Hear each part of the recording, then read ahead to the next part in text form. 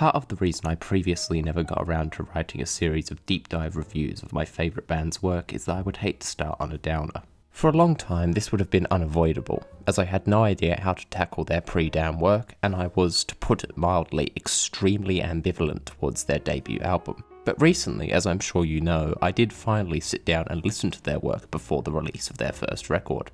It was an interesting experience, one which took a stupidly long time and which spawned a video I was happy with as a first effort, but which I don't think encapsulated the nature of the series going forward.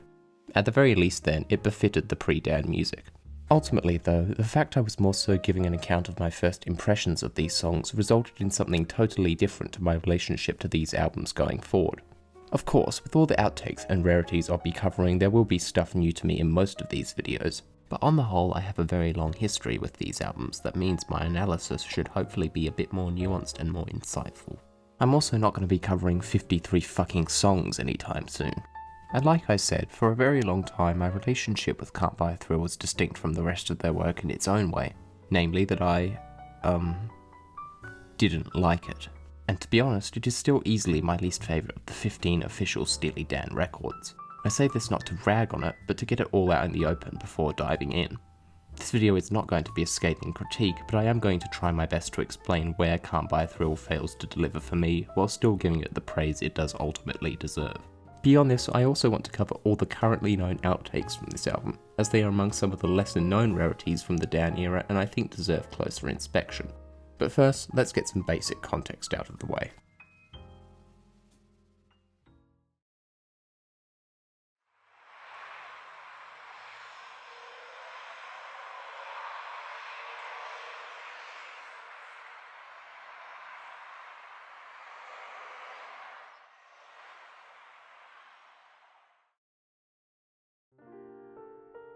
I'm not going to bore you with a recap of the story so far. If you don't know about the pre-Down years, there are plenty of great resources to learn about them.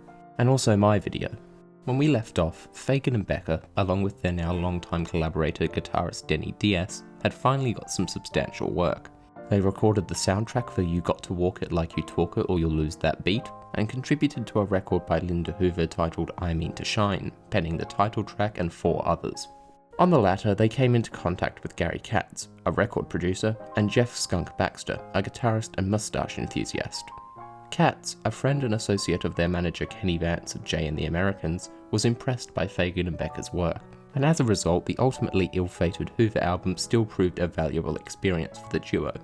When Katz was hired by ABC Dunhill Records as a staff producer in Los Angeles in 1972, he brought on Fagen and Becker as staff songwriters, and the two made the journey out to Los Angeles in their own 20th century journey to the West, entering into a personal heart of darkness for the two antisocial literature majors.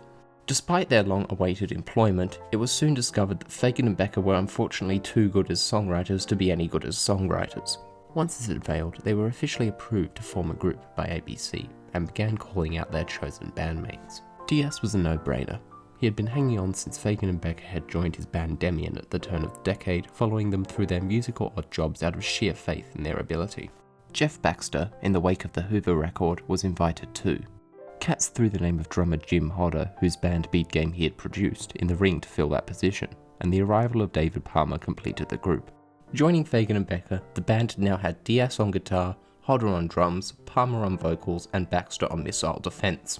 It was only at this point, when Fagen and Becker had been signed to a record company not as staff songwriters but as leaders of a band with the freedom to record their material the way they saw fit, that they became known as Steely Dan, taking their name from a mysterious origin that is a secret to this day and which has led to much online debate. Stationed at West LA's Village Recorder, the duo became acquainted with ABC's sound engineer Roger Nichols, whose experience in nuclear engineering made him almost qualified for the Steely Dan job.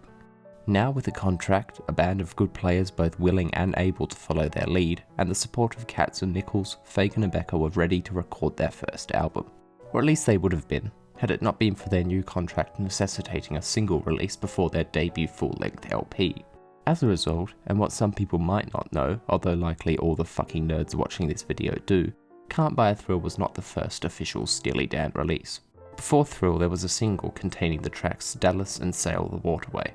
The two tracks had already been in Fagen and Becker's songbook for a while, having been written initially for Denny Doherty the previous year but left off his record. The Dallas recording is yet to surface. The single sold extremely badly, and this combined with the realization that it did not really represent the band meant it was soon withdrawn by ABC, to the point that promotional copies are now the most readily available versions of the track. This is compounded by Fagen and Becker's unsurprising insistence on them never seeing the light of day, never receiving a cassette or CD release.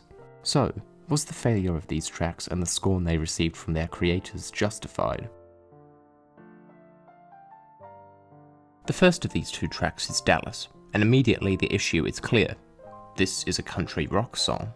As Skunk Baxter has told it, in interviews with both Rick Beato and Vertex Effects among others, the concern around this song was primarily one of image and not of active dislike. Although Skunk personally loved the track, to Fagen the name of the band and the heavy country influence would create confusion over the nature of their music as a whole, potentially creating the perception that they made country rock. In Fagen's eyes, this was a risk not worth taking, and so it was put out as a debut single and not as part of their first album. Fagen and Becker's recollection is far less complicated, namely that the song was stinko. Perhaps they lied to Skunk so as to not hurt his feelings. Regardless, my own feelings towards this song land somewhere in the middle, although more towards the latter. There are undeniably some positives though. For a start, and as Skunk has often pointed out, the playing is exceptional here. From the get-go, it's clear that the band is not only made up of people who are masters of their instruments, but that they have a natural cohesion when put together. Diaz and Skunk were not new to Fagen and Becker, with the former already having played with them extensively. Hodder, however, was a new addition to the band. He shines here, on drums and on vocals, and Skunk's steel pedal guitar solo really is up to par with his performances on the album releases. But beyond the tightness of the band and a couple of standout performances, the core of this song fails to grab me. Regardless of their true feelings towards this song, Fagen and Becker's supposed fear of being perceived as a country rock group was well founded enough to have prevented this song from being released at all, rather than just omitted from the album. I would never go as far as to say I would have preferred it this way. The pre-Dan video demonstrates that I appreciate the historical value of tracks far weaker than this one enough to be appreciative of their existence. However, as a song that bears the Steely Dan name, this draws on the country feel far more than I appreciate, leaning into the genre to the point of becoming, though undeniably well played, a largely standard country tune, rather than an adoption and integration of the genre into the Steely Dan sound. The song was also eventually covered by the band Poco in 1975, but that's a topic for another time. Whereas Dallas has managed to escape its initial failures to a certain extent, being covered by a relatively well-known group and having Skunk as its de facto ambassador, leaping at the chance to spread the word of its existence in every interview he does, Sail the Waterway has largely remained as overlooked as when it was first released, and I'm not really sure what the reason for this disparity is. Certainly, I don't think this track is anything special either, but the praise I gave to Dallas is, in my opinion, equally applicable here. When analysing the individual performances, this is another strong shine from the band. Although we don't get another solo from Skunk, we do get the first Donald Fagen lead vocal performance in the officially released Dan catalogue. In the pre-Dan video, I often lamented that a lot of those early demos had, by virtue of being demos, quite sparse arrangements, and often wondered how much better they would sound if played by a full band and produced to the point of being fit for release. Sail the Waterway answers this question, as the track definitely has the feel of one of those songs, and was likely written around that time. I could even see this on the back half of Thrill, although the overall feel I get is still not quite Steely Dan as we know it. I think this song would have fit better on the album than Dallas, and although neither really do that much for me, I think the praise should be a bit more evenly distributed. In any case, the single sold impressively poorly, but that would soon cease to matter, as Steely Dan were about to put out one of the most commercially and critically successful debut albums of all time.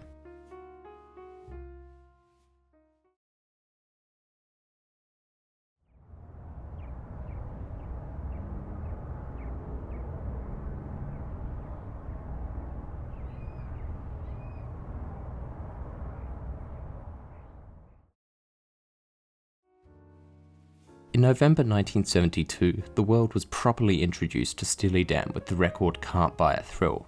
In stark contrast to their first single, the album was a success, spawning 2 hit singles that, along with Dirty Work, would become bona fide classic rock staples. Critically too, the album made a strong first impression. It was not unanimously praised, Rolling Stone for one were not immediately enamoured, but more glowing assessments from the likes of Robert Christgau, the Los Angeles Free Press, Disc and Sounds, as well as a healthy dose of airplay firmly cemented Fagen and Becker's work as something special, a perception ABC were only too happy to capitalise on. From the outside then, it seemed like a band already operating at an extremely impressive level, but as any Dan fan well knows, Fagen and Becker saw things differently. For a start, David Palmer had arrived later into the album's recording than the others, thus explaining his relegation to only 2 lead vocal takes on the album. This was a problem for Fagen more than anyone else, whose stage fright and lack of faith in his own vocals led him to pass the duty on to Palmer for the album's tour and declare that he would be the singer going forward in interviews.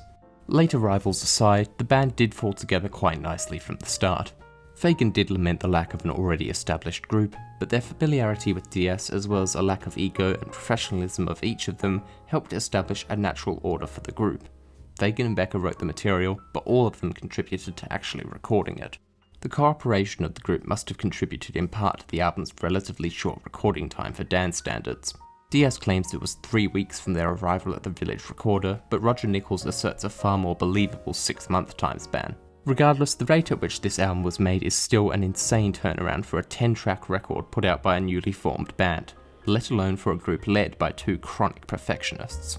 Also working on their side against the time was the fact that Fagen and Becker had amassed a large back catalogue of work by this point.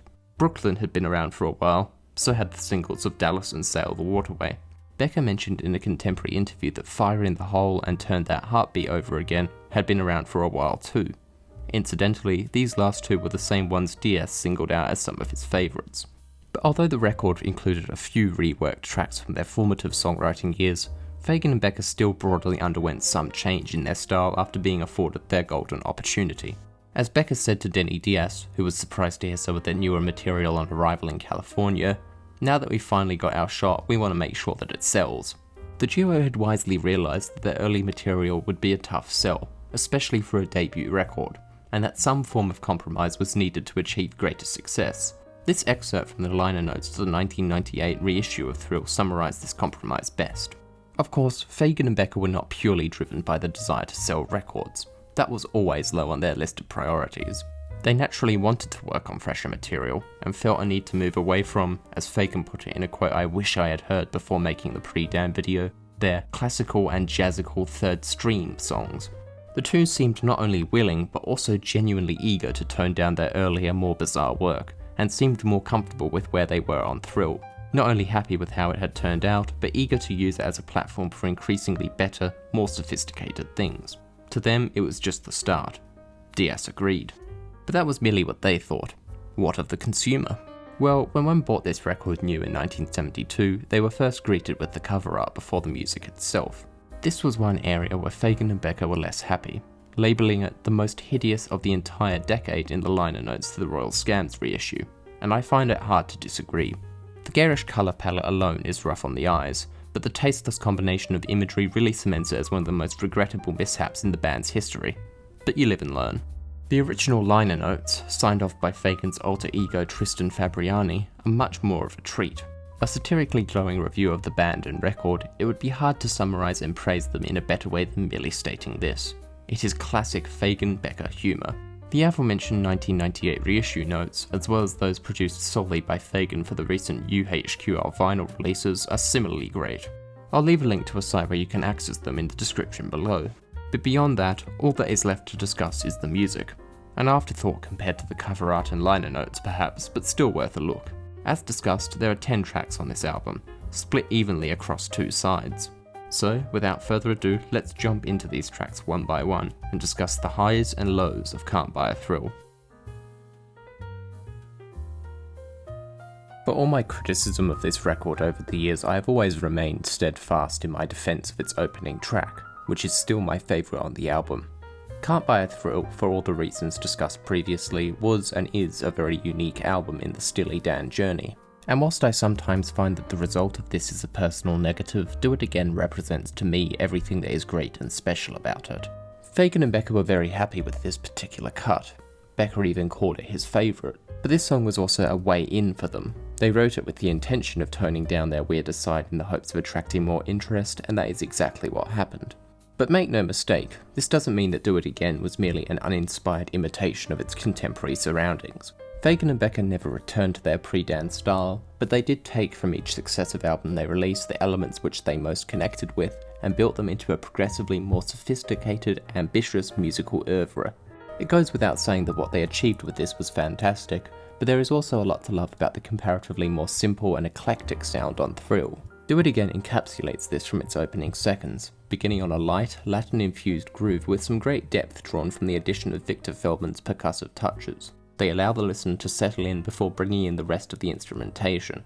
Fagen's keyboards lay down some driving keys interspersed with the superbly catchy melody, which are complemented nicely by some tasty licks from Skunk, and culminating in an enthusiastic launch into the first verse. Fagen's vocals, far from being as bad as he thought they were at the time, suit this song brilliantly, and the rare use of noticeable echo adds an eerie, foreboding texture to his performance. The song chugs along like this for a few minutes before treating us to a couple of sublime solos in the midsection. The playing on a Steely Dan song is never anything short of extraordinary, and Do It Again is no exception, featuring ones from Diaz on electric sitar and Fagen on a plastic organ, in reality a Yamaha YC30. From the off then, Do It Again showcases Fagen and Becker's blending of different styles and genres in a way which requires some serious sophistication as songwriters and an astute eye for talent in the musicians they work with, combined with some serious musical chops of their own, to pull off.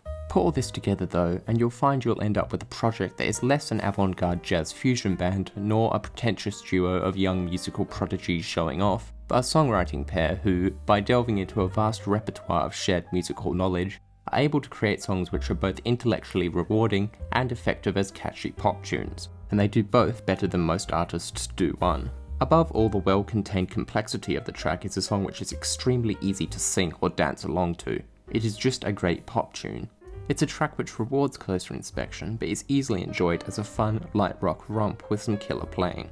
Fagen and Becker, like with their development as songwriters, are clearly not at their most lyrically esoteric or sophisticated on this song, singing about a series of three relatively generic social outcasts: the killer, the man estranged from an adulterous partner, the gambling addict. But the way they craft these little vignettes, whilst offering no truly bona fide classic Dan lines, is unmistakably their own. Jokingly credited as a traditional piece in the album's original liner notes, it's easy to see where this gag came from. It has the lyrical nature of an old folk ballad in its chronicling of lower-class desperation, misfortune and sin, and its structure of presenting short, non-specific glimpses into these stories interspersed by a repetitive, cyclical chorus are very reminiscent of songs in the traditional music canon, easy to adapt and change to fit the singer or crowd in question. All of these elements come together to form a track which immediately hooks the listener, and puts on showcase just how good Steely Dan can be. Do It Again may not be the best Steely Dan song of all time, in my eyes, but it would be hard to ask for a better opener to an album like Thrill. And yet all those kind words I had to say about this album instantly fall apart on contact with Dirty Work like a priceless vase hitting a titanium wall. Dirty Work has long sat in the top 5 on Steely Dan's Spotify page, a fact which meant I need to tell every single person I ever tell about Steely Dan, and I'm a Steely Dan fan, so that's every single person I meet, not to judge them off their biggest hits. This isn't just pettiness, it's because regardless of what you think of this song, one can hardly deny it isn't a great representation of their usual style. But usual style aside, this is just not a song I find a whole lot of interest in. It's not without its charms, of course. The opening few bars before the vocals are quite pleasant. The organ is a nice, soulful addition to the song, and is also the only track on the album with a horn section, which is a welcome addition and which builds to a lovely saxophone solo played by Jerome Richardson at the song's midway point. It only provides little touches to the song here and there, and is less overtly jazzy than most Dan horn arrangements, perhaps more akin to a track by the band or off an early 70s Van Morrison album, but that is a distinction and not a complaint. But I didn't write that first line just for shock value. I wouldn't wish to enrage Tony Soprano for such little reason. I genuinely do not care for this song, and despite its positive aspects, I find on every listen that there is far more for me to dislike than there is for me to like. Palmer's vocals are at the top of the list for me, but I wouldn't say it's his fault. His extremely sentimental and gentle vocal performance is one which displays clear talent, but which I simply cannot gel with no matter how hard I try, and just find irritating. In any context, I would find it not personally for me, but in the middle of a Steely Dan record it becomes tonally dissonant. Palmer's earnest, delicate vocal style clashes with just about every theme and characteristic associated with them, and even on a more varied debut album the juxtaposition is just too much.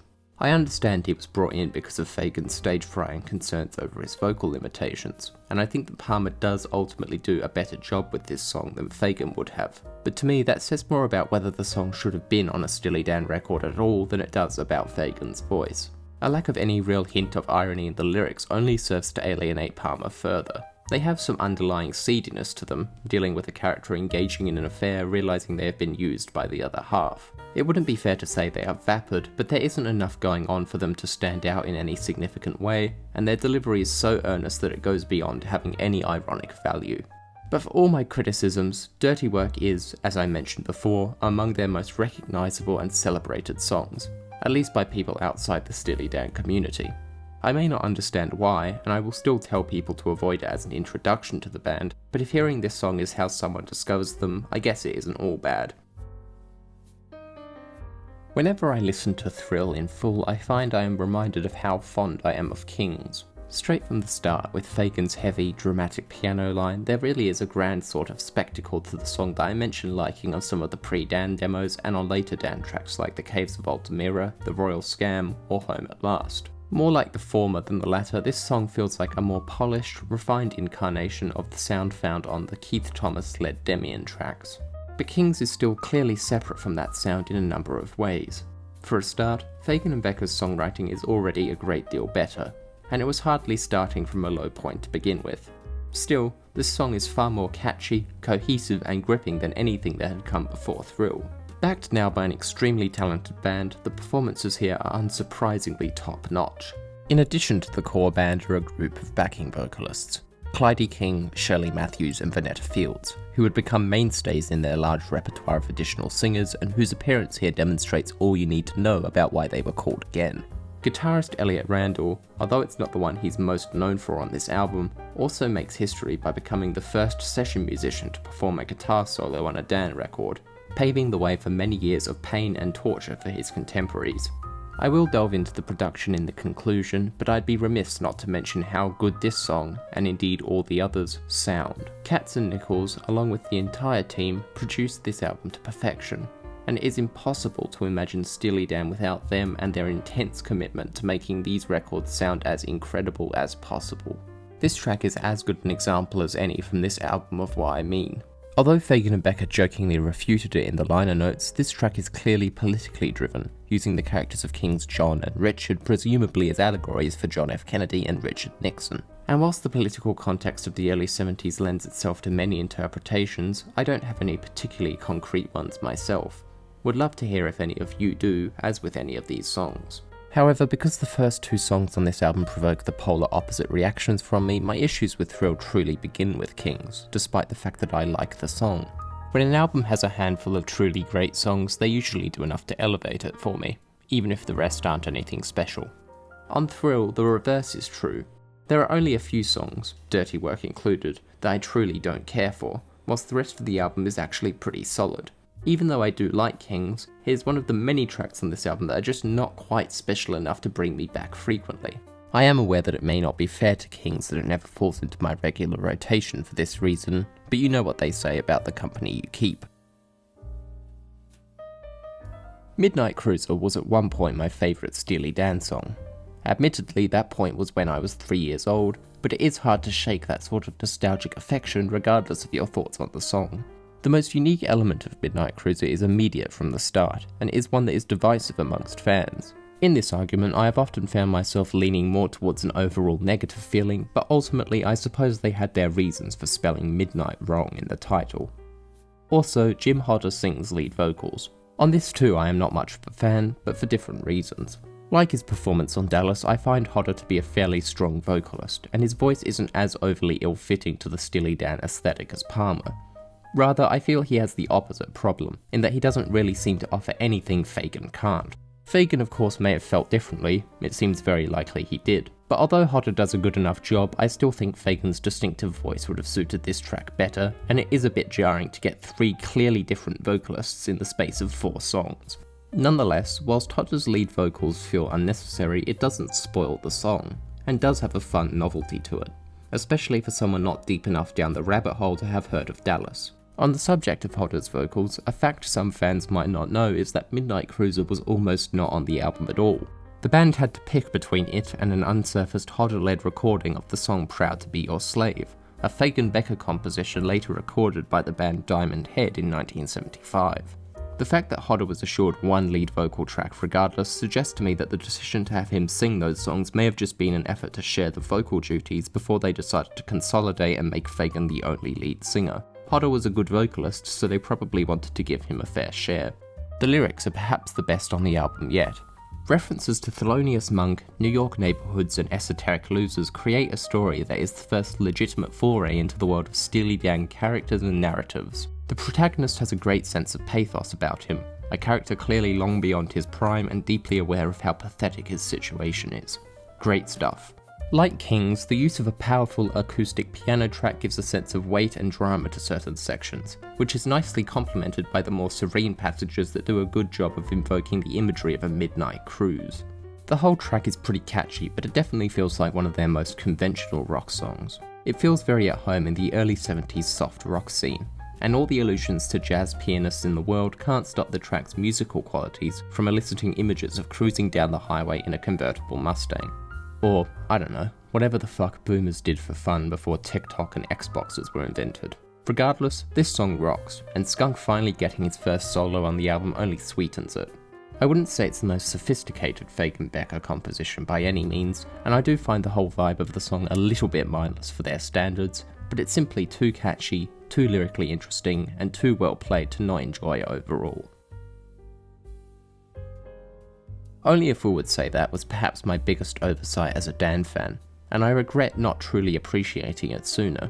I never actively disliked it, but I often lumped it in with some of the others on Thrill as just another decent track from the debut album that was never a pain to listen to, but which didn't compel me back to the record. Boy was I wrong. Only a Fool is the shortest track on the album by quite a long margin, and I am always left wishing it went on longer. The Latin feel was present on Do It Again earlier, but Fool takes it a step further. The song is heavily Latin infused, and this influence gives it a wonderfully summery feeling that is enhanced by some breezy guitar and all-around light instrumentation. Like Do It Again, then, this track is everything unique about Thrill done right. Its warm nature and light instrumentation make it the most proto-yacht rock track on the album too, and not only because of the use of the word fool. It's a very guitar-driven track, but in a suitably understated, relaxing way. Even Skunk's solo is relatively gentle, and Victor Feldman's percussive touches are again a great addition. Everything works together to create a fantastically fun, bouncy atmosphere that just flows so nicely, and Skunk's laugh and Spanish chatter at the end is the perfect way to cap off such a lively track. It's just a great time all around. The lyrics of this one are not as directly esoteric as some other songs, but the question of whether the narrator's voice is one of Fagen and Becker themselves or a target of their sardonic nature has been heavily debated. Not literally though, Fagen definitely sang here. Many have claimed it was a jab at John Lennon's Imagine in particular, but it is ultimately a debate I find a little hollow from oversaturation. It would also strike me as odd for Fagen and Becker to randomly write a track that is overtly and plainly a statement of their worldview, but who knows? After all, reputable AI publication Far Out magazine has claimed it was targeted at Lennon, so it must be true. Reelin' in the Years is the most popular Steely Dan song of all time by some margin, and for many people their signature song. Me personally, I could take it or leave it. That isn't to say I don't like anything about this track, of course. At its core, it is an undeniably catchy tune headed by a great Fagen vocal performance. His breathless squeezing of more words than seem feasible onto each line is super unique and lends the song an instantly recognisable quirk. The underlying melody of this track is super likeable and catchy, and I do occasionally find myself humming it even though it's not a song I put on very often. The unapologetically esoteric lyrics dealing with complex relationships with women and chock full of brilliantly sardonic vignettes are classic Becker and Fagen, and although I wouldn't say it's them at their lyrical best, I can see why they seem to capture a lot of people's imagination. The problems I have with this track are more to do with the particular recording. The song's central melody is largely buried under an instrumental surface that I find rather bland. In fact, I find the recording on Thrill does so little for me that I only really started giving this song any thought whatsoever after hearing the rendition on their first live record, 1995's Alive in America. Now of course the playing on Reelin is still impressive. It is a Steely Dan song after all. The entire band is playing well here, especially Fagen, whose piano provides some of my favourite small passages on the song. The solo by Elliot Randall is the clear standout though. It is often hailed as one of the best in the entire Steely Dan discography, if not of all time, and I am in no position to say it is undeserving of its praise. It's a great solo, and the fact it was completed on the first take is a testament to Randall's talent, but the texture of the guitar on the track just clashes for me. I find it too crunchy and squealing, and the high pitch of it honestly grates on me at a certain point. Even beneath this, the basic way this recording of the track sounds just does nothing for me. I can dig some straight-ahead dad rock fun, but this is just too classic rock FM in its sound. And with a far better live version being officially released, I find very little reason to return to the original. The seventh track on Can't Buy a Thrill is Fire in the Hole, a stomping piano ode to the joys of dodging the Vietnam draft. This is an instance of a track where I prefer the verses to the chorus, although they aren't as rigidly defined as they can be. Actually, for the most part I like the choruses too.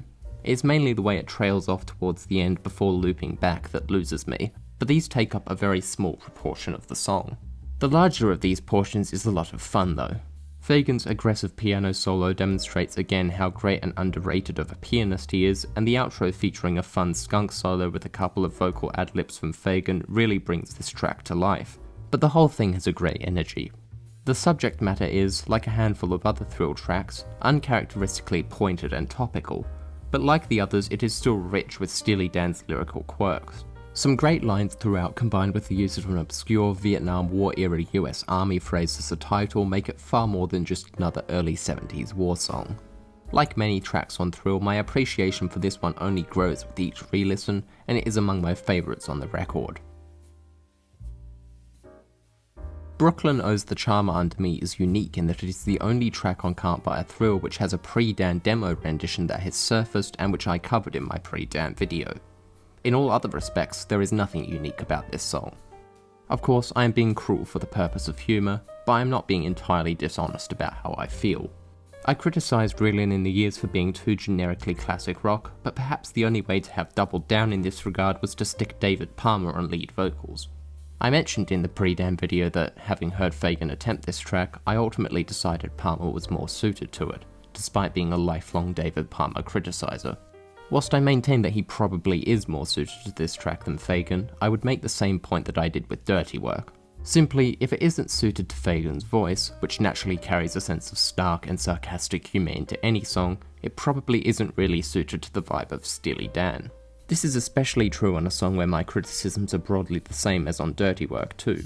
Palmer is a fine vocalist, but next to all the other songs on this record his voice feels so out of place and weird, as if someone accidentally pressed a slightly better written Eagles track onto the LP by mistake.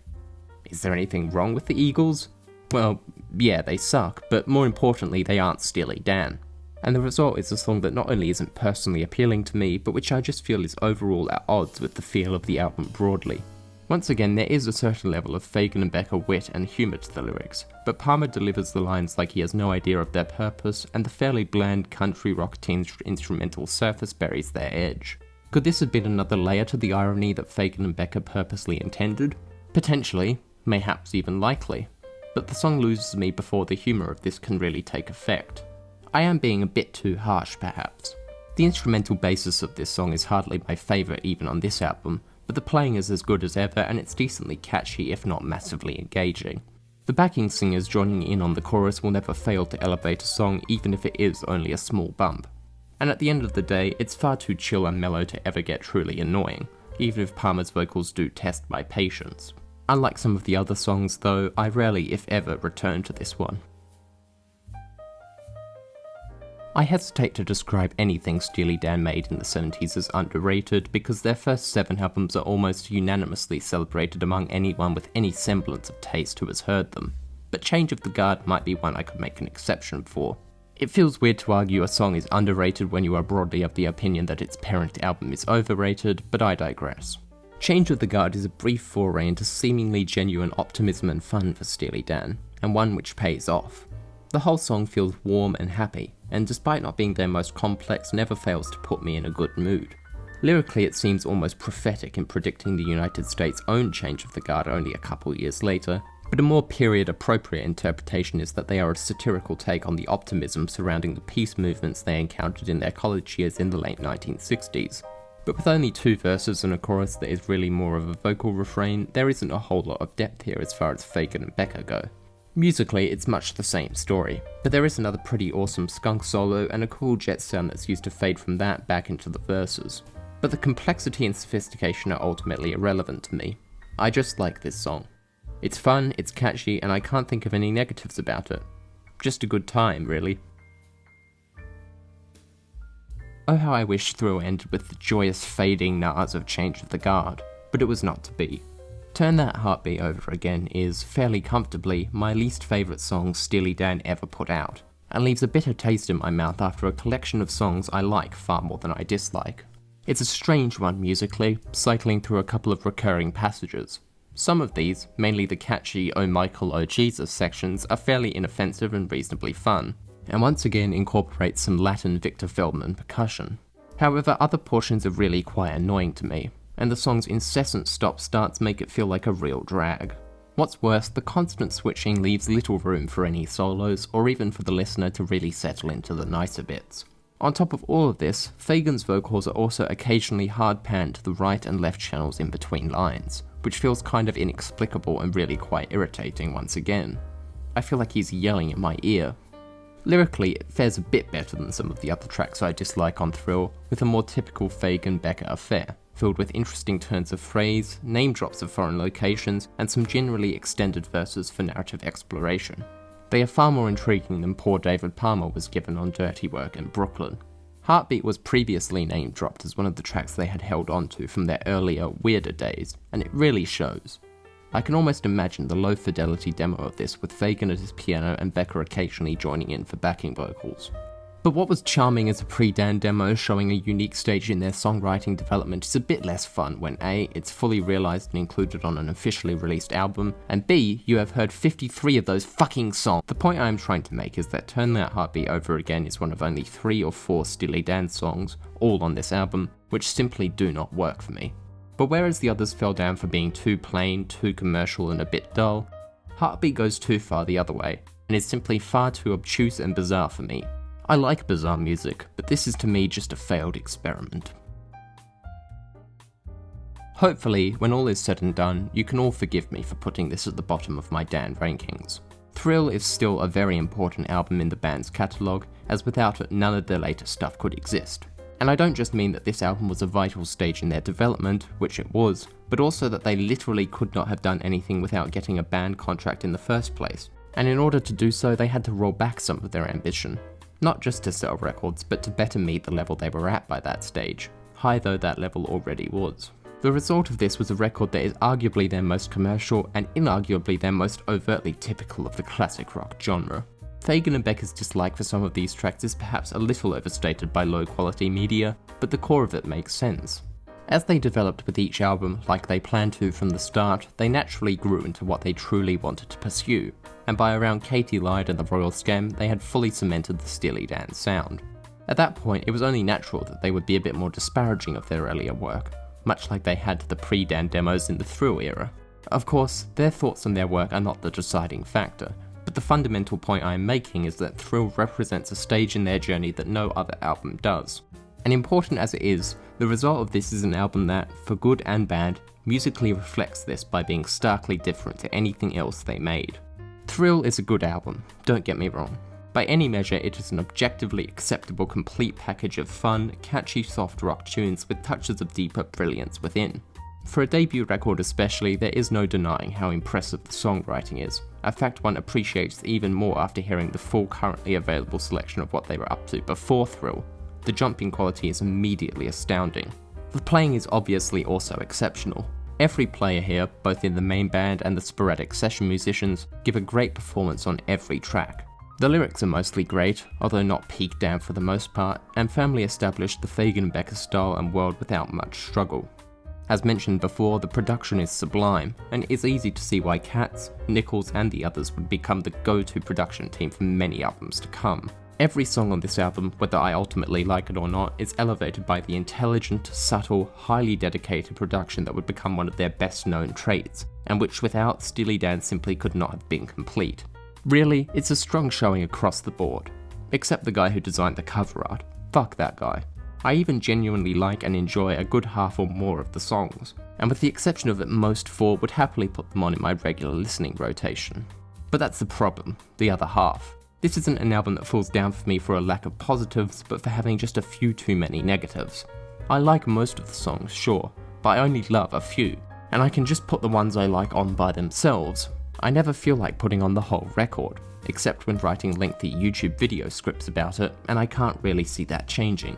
And so despite not being bad, personally or otherwise, it ranks as my least favourite Dan record simply by default. All the others I would happily listen to front to back almost any day. Tough break.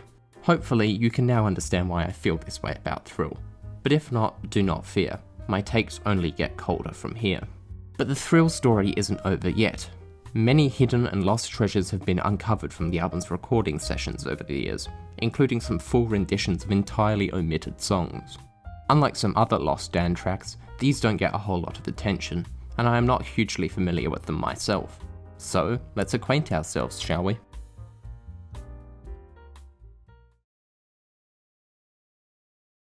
My rebound, yeah. My fast and fancy play. Hey, but please don't take my gusto away. If you don't have Schlitz, you don't have gusto. Brother, you don't have grace. I'm going to be a bit less sprawling in my selection of rarities here than in my last video, simply because it allows me to briefly put off a small amount of work, and that is one of my hobbies. As a result, Dan lore surrounding the subsequent touring and live performances of these songs, as on the Midnight Special recordings or discussions of the early tours, will be included in the 70s wrap-up video. What is of more interest is the surprisingly large amount of outtakes that we have from the Thrill era. Unlike some of the later outtakes, these are fairly obscure even in Dan circles, and as a result are well worth delving into. Firstly, there are the unique tracks which never got recorded in any other capacity, which are the most interesting. These are Gully Water, Sacagawea, Running Child, and technically Mega Shine City. There was also a short instrumental fragment sometimes referred to as Stay There, found on a reel alongside Dallas, Sail the Waterway, and Come Back Baby. The reasoning for this is unknown as far as I'm aware, but it wouldn't be a stretch to imagine they were compiled together as early contenders for tracks to be recorded or included for Thrill. Then there are the demos and alternate versions of tracks we already have. There's another demo take of Any World, one of Everyone's Gone to the Movies, and an alternate version of Midnight Cruiser. To clarify, although all of these were recorded around the Thrill era, most of them are not confirmed to have been considered or recorded specifically for the album. The exceptions are Come Back Baby, which was recorded earlier and covered in the pre-Dan video, as well as Dallas and Sail the Waterway, which were recorded for the debut single after Denny Doherty left them off the album they were originally written for. On the flip side, Sacagawea is the only track from the bunch that was definitely considered for Thrill, as the tape it was found on also included the aforementioned Midnight Cruiser alternate take.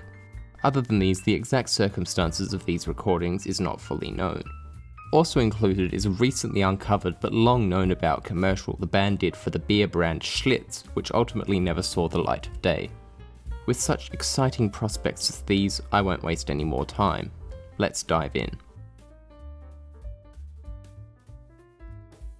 Kicking off these tracks is the hard-rocking Gully Water. All around the track is extremely high energy, from Fagen's borderline yelling vocals and sharp punchy piano to, presumably, Skunk's wailing guitar. Add to this some Latin percussion elements, much like those Feldman contributes on the album, and some quiet nahs in the background of unknown origin, and the track feels very fun, although quite heavy in a way which might not have worked on the album. There are these brief little breakdown sections that strike me as the progenitor of those in my old school, this time driven exclusively by Skunk's guitar rather than an interplay between him and a horn section. As with everything in this video, the playing is excellent all around, and Fagen's vocals, joined in some sections by other members of the band, show a clear improvement over the pre-Dan work. A track like this really goes to show how much difference having a tight, complete band has on even bringing a demo to life in comparison to some of those earlier tunes. It's also a great example of what Fagen said about their change in songwriting style, showing a track that is definitely simpler than some of those weirder earlier tunes, but is actually better for being so. As with many demos, I find the lyrics a little too brief and perhaps unfinished to offer any definitive explanations, but it goes without saying at this point that I am always interested to hear interpretations in the comments. The gimmicky water sound effects are perhaps the only negative on this track, as they don't really add anything and kind of cheapen the song, but they are hardly intrusive and don't spoil it for me. Fun tune. Mega Shine City seems to be a track that stayed in Fagen and Becker's minds, or mind, for it seems they shared one, for quite some time, as it would eventually be demoed again for the Gaucho sessions under the name Talkin' About My Home. Although neither is a complete rendition, of course, having both is an interesting look at how their sound changed through the 70s. Mega Shine City itself is classic thrill-era Dan, very up-tempo and full of energy. The main groove is, to me at least, reminiscent of a quicker-paced, ragtime version of Black Friday. Overall, the song does feel a bit more like it could have fit on the album, but from what I can tell, it was more so written as a track for Palmer to sing whilst they were on tour, along with tracks titled Take My Money and Hellbound Train. No recordings of these two exist, but although I can definitely imagine this song being well suited to a live performance setting, I find it hard to envisage Palmer singing it. The song's more natural place as a live performance showcase does mean that it lacks a little bit of sophistication in some areas. The little vocal refrains at the end of the choruses are kind of silly, for one. The lyrics, which seem to be a fun little sci-fi type deal about a futuristic city, are also not the most complex, but it's always fun to see them explore that side of their interests. But ultimately, the track serves its purpose well, and despite lacking some polish, is still a lot of fun. This is one of the more sparse recordings in this video, mostly just led by Fagen's piano and vocals, but there are some cool guitar sections throughout. I've heard comparisons between this song and Barrytown, and while the groove and piano line remind me of it, the two don't sound hugely alike beyond that in my opinion. The lyrics seem to be a very simple affair to me, not a whole lot to analyse, but saying that sort of thing about a Becker-Fagen piece always runs the risk of outing yourself as an idiot who hasn't picked up on some great, subtle satire. In this instance though, I think the risk is fairly low. Overall, I don't think this is one of their better tunes, but it's still catchy, and I think even as one of the weaker pieces from the Thrill era is still an improvement over a lot of their pre-Dan stuff. Also, as a quick side note, the chorus of this song really reminds me of something, and I can't identify what that is. If anyone has any ideas, please let me know. Probably the only one of these outtakes that I think is as good as most of the tracks on the album, and which I also think would fit well alongside them. Although it doesn't really sound like anything else from the album, I feel the eclectic sound would allow it to slip in quite well. There's just a lot to like about this song. Unfortunately, there aren't any credits for who plays what on these tracks as far as I can tell, but everyone does a great job here. I love the bright organ touches, and especially the addition of backing vocalists, who always seem to elevate any Dan track. The lyrics are pretty cool and fun too, dealing with an obscure, esoteric female character in a classically Dan-esque way. A character with a name so strange and obtuse that spellings of this song's title vary wildly. I love that. Although all of these unreleased tracks have been good, Sacagawea is likely the only one I would absolutely swap for some of my least favourites on Thrill for a complete version of it on the album. Put this on over Heartbeat any day. It would take a better writer than me to come up with much to say here. Not that this is bad per se, it's just that it's a really short little guitar jam. I've had some people speculate that this could be a part of the unsurfaced Dan rarity Dr. Udo's Proto Man, but that's about the extent of what there is to say here. Considering the fact that the Katie Lied recording of Any World is one of my personal least favourite Dan tracks, it is kind of funny that I've had to listen to and review it twice before I even get to that video. That being said, although I'm not the biggest fan of the final version, it at least has a fully realised style and feel, leaning into the piano ballad vibe quite heavily. It is harsh to judge from a demo, but it feels as though they still hadn't fully decided what they wanted this song to be, as this is a very plain and basic recording. I wouldn't be surprised if this was recorded a bit before the Thrill era, and therefore should have been included in the last video, but as we don't know, it winds up here. Like with the first demo, it has some different lyrics to the final one, but other than that there is not much of note here, at least not for me. When the Citizen box set was being put together in 1993, Fagen and Becker were forced to dig into their backlogs and find a couple of outtakes they were not too unhappy to include as exclusives for the set. This demo was one of the few and became the only officially released Steely Dan demo ever. I can't be certain that this was recorded during the Thrill era either, as I have heard it was done either slightly earlier or later, but either way this is a very interesting one. This is a totally different interpretation of the song, feeling more like a Zappa track than the loungy, creepily juxtaposed version on Katie Lied. Whilst I feel unsurprisingly that the latter is a far better realised version of the song, there is something to this demo that definitely made it a more interesting inclusion than some of the previously covered early takes on dance songs, and I can see why Fagen and Becker chose it for the box set. Despite sometimes being labelled merely as an alternate mix, this is apparently an entirely different take altogether. And it's a good thing my friend Static6000, who by the way has been helpful, patient and eager to help since I started on my first video, so thanks are due there, pointed this out to me, as I seriously doubt I would have noticed it wasn't the same take. Perhaps it is, and there's still some confusion around that, so correct me in the comments if I am wrong, but when you listen for it you can hear subtle differences, especially in the way Hotter sings some parts. But really, even if this is a different take, it's still very close to the original. On the whole, it mostly just feels unpolished, like it hasn't been fully cleaned up and completed in production yet. And that's likely because it hasn't. Well worth a look if you like the song or are checking out these outtakes regardless, but I don't have much to say about it. Perhaps the strangest track that will be covered in this entire series, and that's no small feat. After the success of Thrill, Steely Dan landed an ad deal to promote Schlitz beer with a short jingle. After procuring a sombrero and a tank of helium, they got to work on this song?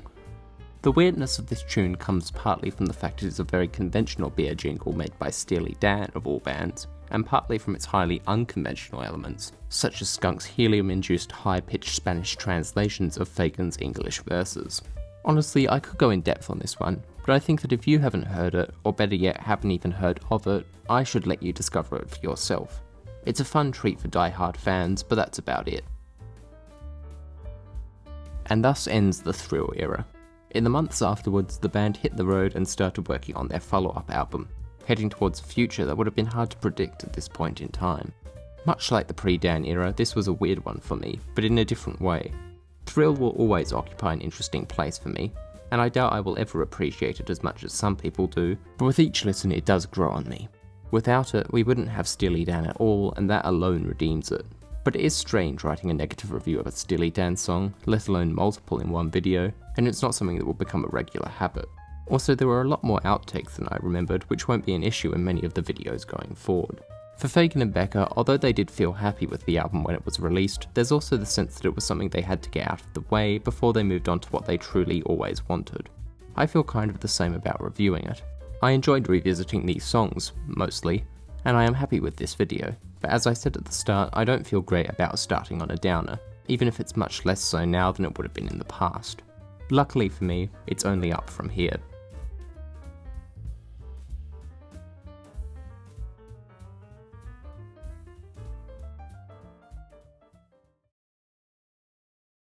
Right, so I'm just going to put in a little end card or a little epilogue, I suppose, at the end of the video here, like I did in previous ones, just to say thank you to everyone who's subscribed and who's watched my previous videos, and to anyone indeed who's watching this video. This is their first video of mine they've watched. Thank you. Hope you enjoyed.